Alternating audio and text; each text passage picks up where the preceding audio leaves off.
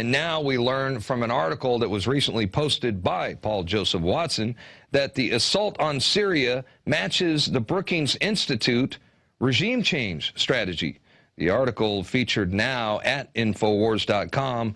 Following today's authorization by Turkey to conduct military attacks inside Syria, a move that is basically a declaration of war, we now learn that the assault on Syria is beginning to match precisely a strategy outlined by the neoconservative Brookings Institution to achieve regime change.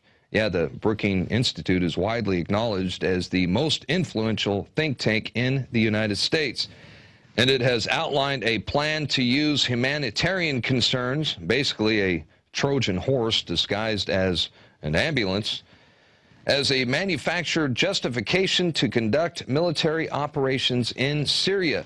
And even after Turkey retaliated yesterday, the strikes have continued this morning and today, and, well, probably as we speak. And we have now learned that the Turkish parliament convened to authorize military cross-border operations into Syria. And this means ground forces. This means war.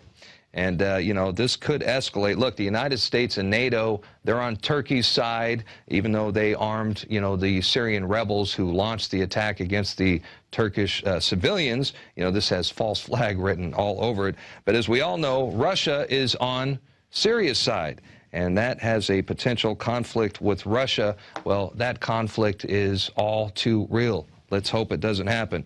And while Turkey is authorizing and conducting military strikes inside Syria and killing Syrian troops, not to mention having headquartered, trained, fund, and armed militants to carry out terrorist attacks inside Syria, their political leaders are claiming that they are not at war.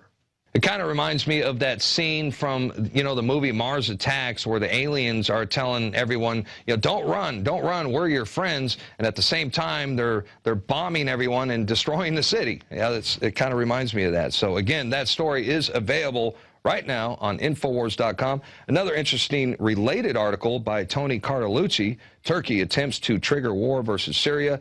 Also, well worth the read, so turn off your televisions and get informed. INFOWARS.com, the website.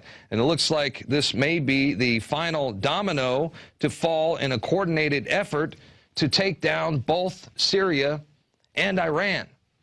I mean, you know, as a wider and far more deadly war is now coming into view as Iran gears up for an attack by either the U.S. or Israel or both at the same time.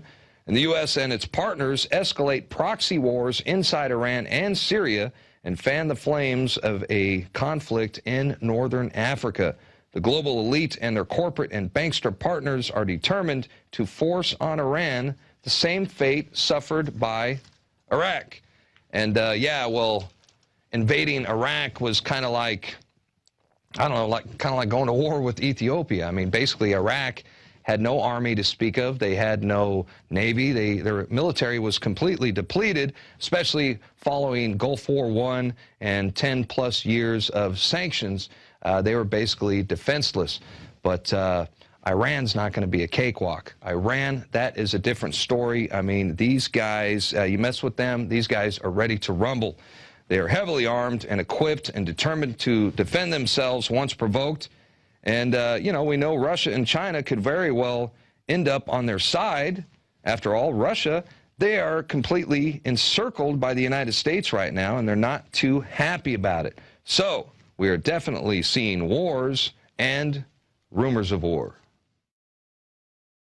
Insider billionaire investors like George Soros and John Paulson have recently made massive moves into gold, purchasing what Bloomberg News described as gold hoards. Soros alone doubled his holdings in a single day. Russia's Vladimir Putin has doubled down on gold, increasing the country's holdings by over 100%. With $1.8 trillion under management, the bond king Bill Gross, the world's preeminent bond fund manager at PIMCO, has warned investors of the dangers of QE3 and inflation. And what's he betting on? You guessed it, gold.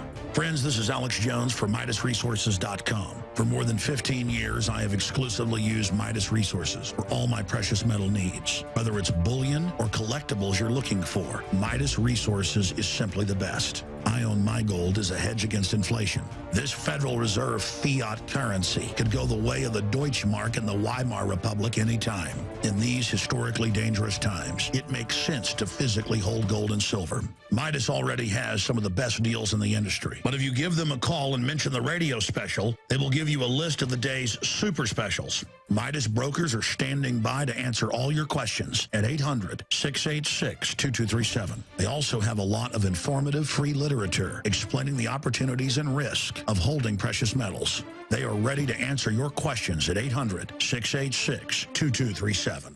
Again, that's 800-686-2237.